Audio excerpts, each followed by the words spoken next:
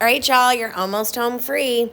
Okay, so we're looking for a line that is perpendicular to the x-axis. So first of all, let's see what we're talking about as far as the x and the y-axis. So here's your x, and there is your y-axis.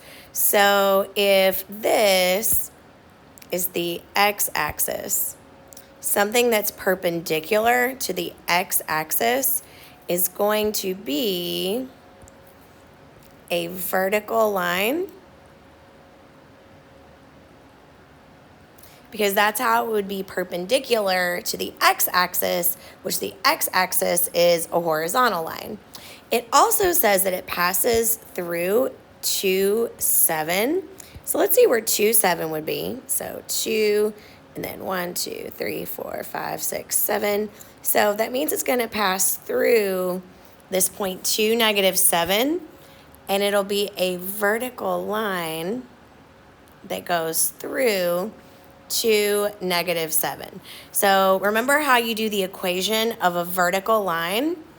That a vertical line always has an equation that says x equals, and because it goes through the 2, it's going to be x is equal to 2.